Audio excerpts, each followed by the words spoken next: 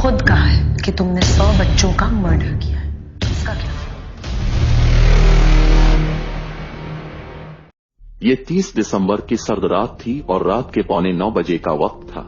लाहौर में पंजाब पुलिस के CIA headquarter में एक पुरहुजूम प्रेस कॉन्फ्रेंस जारी थी, जहां पुलिस अफसरान ये वजाहत देने में मसरूफ थे कि पाकिस्तान का सबसे मतलूब सफाक कातिल उनकी गिरफ्त से कैसे बच निकला। ठीक इसी वक्त कुछ ही फासले पर लाहौर की मसरूफ शाहरा डेविस रोड पर जंग अखबार के दफ्तर के सामने एक रिक्शे में से उतरने वाले शख्स को देखकर कोई ये अंदाजा नहीं लगा सकता था कि बज़ाहिर माजूर नजर आने वाला ये उधेड़ उम्र आदमी ही वो सफाक कातिल है जिसका चर्चा गुज़िश्ता 4 हफ्तों में पाकिस्तान समेत पूरी दुनिया में हो रहा था। इस केस की अजीब बात यह थी कि इस जुर्म का इंकिशाफ करने वाला कोई और नहीं बल्कि यही शख्स था, और अब वो अपनी ही मर्जी से गिरफ्तारी देने आया था। अखबार के इस्तकबालिया के दफ्तर में मौजूद मुनीर हुसैन को जब इस शख्स ने अपना तारुफ करवाया तो वहां चंद लम्हों के लिए खामोशी छा गई। वो उधेड़ उम्र शख्स अपना तारुफ करवाते हुए बोला, मैं जावेद इकबाल हूँ, 100 बच्चों का कातिल। जावेद इकबाल जंग अखबार के दफ्तर ही गिरफ्तारी देने क्यों आया था? क्या वाकई उसने 100 बच्चों को कत्ल किया था या मामला कुछ और था? जावेद इकबाल की जानिब से अपने जुर्म की इत्तला सबसे पहले किसको दी गई? क्या जावेद इकबाल शोहरत का भूखा एक जहनी मरीज था या फिर एक सफाक कातिल? इन सवालात की तह में जाने से पहले जावेद इकबाल के इस माजी पर एक नजर डालते हैं जिस पर चलकर वो पाकिस्तान का सबसे सफाक सीरियल किलर बना। BBC उर्दू ने जावेद इकबाल की लिखी गई डायरी, उनके खतूत समेत इस केस की दस्तावेजात और इससे जड़ी कई ऐसी शख्सियात तक रसाई हासिल की जो आज से पहले मुख्तलिफ वजूहात की बना पर मंजर आम पर नहीं आ सकी थी। एक बुजुर्ग ने कहा था, ये बच्चा नाम पैदा करेगा। मोहम्मद अली के खानदान को तकसीम हिंद के बाद इंडिया से नकल मकानी करनी पड़ी तो उन्होंने लाखों पना गजीनों की तरह लाहौर का रुख किया। लाहौर में ब्रांटे रोड पर लोहे के पाइपों की दुकान से होने वाली खातिर खा आमदन मोहम्मद अली के बड़े खानदान के लिए काफी थी, जिसमें 5 बेटे और 4 बेटियां शामिल थीं। जावेद इकबाल भी मोहम्मद अली के बच्चों में से एक मगर कुछ मुख्तलिफ थे। जावेद इकबाल के बड़े भाई जियाउल हक ने BBC से बात करते हुए बताया कि जावेद बचपन से ही जिद्दी, झगड़ालू और जुनूनी बच्चा था। हर जायज नाजायज बात मनवाता था। वालिद ने अगर किसी बात से इनकार कर देते तो धमकियां देता था। जैसे जैसे जावेद इकबाल की उम्र बढ़ती गई, उनके वालिद मोहम्मद अली की परेशानियों में इजाफा होता चला गया। जियाउल हक के मुताबिक जावेद इकबाल के जहन में उल्टे सीधे ख्यालात आते थे। कभी किसी से झगड़ा करता, कभी किसी से, भाइयों और बहनों से भी बदतमीजी करता था कभी कभार, लेकिन सिर्फ बातों की हद तक। वालिद अलबत्ता उसकी हरकतों पर परेशान रहते थे। जियाउल हक के मुताबिक उनके खानदान के एक बुजुर्ग ने जावेद को देखकर कहा था कि जावेद इकबाल नाम पैदा करेगा, चाहे नेक नामी में करे या बदनामी में। उन्होंने कहा कि जावेद को बचपन से ये शौक था कि इसका दुनिया में नाम हो। जावेद इकबाल के पुराने दोस्त नसीम मुर्शिद उर्फ बाबा ने BBC को बताया कि Javed Iqbal railway road college में पढ़ता था, वहीं से इसे बुरी आदतें पड़ी। वो बच्चों से बहुत प्यार करता था। जावेद इकबाल के वालिद ने इसे शादबाग में लोहे के पाइप बनाने का एक छोटा सा कारखाना लगा कर दिया था। इसी जमाने में नसीम मुर्शिद की जावेद इकबाल से दोस्ती हुई थी, जो पुलिस से हवालदार रिटायर हुए थे। नसीम मुर्शिद के मुताबिक जावेद इकबाल मार्केट का सदर भी मुंतखब हुआ और इस जमाने में इलाके का मजिस्ट्रेट और ACB इसके दफ्तर में इससे मिलने आते थे। इसी इलाके से जावेद इकबाल की शख्सियत का एक तारीख बाब भी शुरू होता है। अपने कारखाने में काम के लिए जावेद इकबाल 9 उम्र बच्चों का इंतखाब करता था। जावेद के भाई जियाउल हक कहते हैं कि उसे काम के लिए लेबर मजदूरों की जरूरत होती थी, लेकिन वो इन बच्चों का बहुत ख्याल करता था। उनके पुराने कपड़े उतरवा कर नए कपड़े और जूते देता था। वो उन बच्चों पर हजारों रुपए खर्च करता था, उन्हें सिर के लिए मरी भी ले जाता था। कारखाने के बाहर जावेद इकबाल ने बच्चों को मुतवज्जे करने के लिए सांपों और मछलियों की दुकान भी खोल रखी थी और इलाके के बच्चे सारा दिन उसके इर्द गिर्द जमा रहते थे। जावेद इकबाल के भाई जियाउल हक ने इसी दुकान में BBC से गुफ्तगू की, जहां कभी सांप, बिच्छू और मछलियां पाई जाती थीं, मगर जावेद इकबाल की काम करने वाले बच्चों पर यह तवज्जो सिर्फ कारोबारी हिकमत अमली नहीं थी।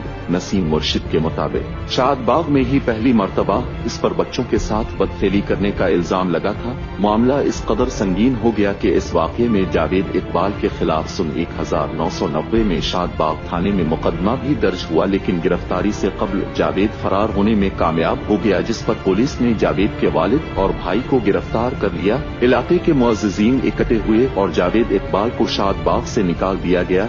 जावेद इकबाल से एक बयान हल्फी पर दस्तखत भी लिए गए कि वो दोबारा इस इलाके में कदम नहीं रखेगा। नसीम मुर्शिद के मुताबिक इलाका मुअज़्ज़िज़ीन के सामने जावेद इकबाल ने तस्लीम किया था कि इससे बच्चों के साथ जिनसी ज़ियादती की गलती सरजद हुई है, जिसकी सजा के तौर पर इसे वहां शादबाग से निकाल दिया गया था। जावेद इकबाल के वालिद मोहम्मद अली बेटे की इस हरकत से बहुत परेशान हुए थे, लेकिन जावेद इकबाल के भाई जियाउल हक आज भी ये तस्लीम करने से इनकार करते हैं कि उनका भाई बच्चों से जिनसी ज़ियादती करता था। उन्होंने बीबीसी को बताया कि बस इसे बच्चों से प्यार था। अजीब बात यह है कि जावेद इकबाल ने 2 शादियां मगर जो नाकाम रही। जावेद इकबाल के भाई जियाउल हक ने बताया कि पहली बीवी से जावेद इकबाल की एक बेटी थी, लेकिन ये शादी ज्यादा अरसे नहीं चली। फिर हमने इसकी दूसरी शादी की, इसका एक बेटा भी था। बीबीसी के इस सवाल पर कि किया जावेद इकबाल अपने बच्चों और भतीजों से भी इतना प्यार करता था जितना अपने कारखाने में काम करने वाले बच्चों से, तो जियाउल हक ने बताया अपने बच्चों और भतीजों से वो इतना प्यार नहीं करता था, बस कभी कभार पैसे दे देता था। जियाउल हक ये जरूर तस्लीम करते हैं कि वो कई साल कबल ही जावेद इकबाल से कत ताल्लुक कर चुके थे और उससे मलना मिलाना छोड़ चुके थे। वाज़ेह रहे कि जावेद इकबाल पर बच्चों से ज्यादती का पहला बाकायदा मुकदमा 1990 में थाना शादबाग और दूसरा मुकदमा 1998 में यानी बच्चों के कत्ल के वाक़ये से 1 साल कबल लाहौर के थाना लोअर मॉल में दर्ज हुआ था।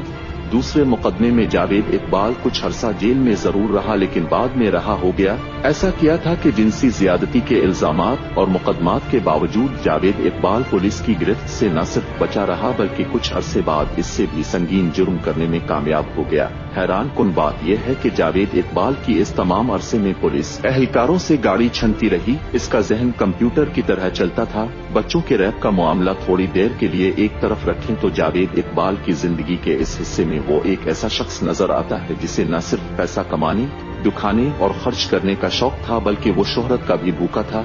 नसीम मुर्शिद से जब जावेद इकबाल की शख्सियत के बारे में सवाल किया गया तो उनका कहना था कि जावेद इकबाल का दिमाग कंप्यूटर की तरह काम करता था। इसने अपने कमरे में गवर्नर पंजाब गुलाम जिलानी की तस्वीर लगाई हुई थी और कहा करता था कि देखो गवर्नर जिलानी जावेद इकबाल के साथ। जावेद इकबाल के चंद और शौक भी थे, असलहा रखना, फोटोग्राफी, सांप पालना, फिल्में देखना और बासर लोगों से दोस्ती करना। ये सब महंगे शौक थे और वो इसे लोगों की नजर में भी लाते थे।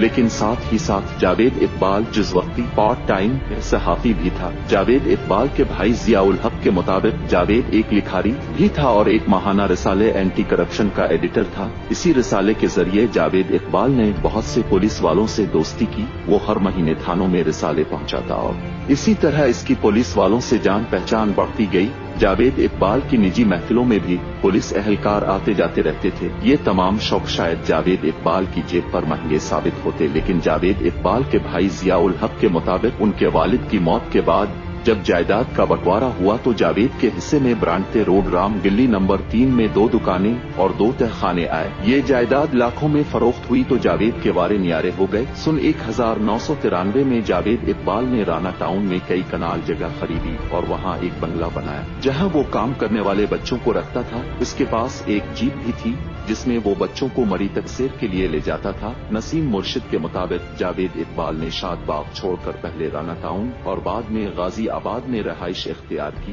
बार बार रहाइश की इस तब्दीली के पीछे भी गालिबन वही वजह थी जिसने जावेद को शादबाग से बदनामी के साथ दरबदर करवाया था, लेकिन अब यही आदत इसकी जिंदगी में एक नया मोड़ लाने वाली थी।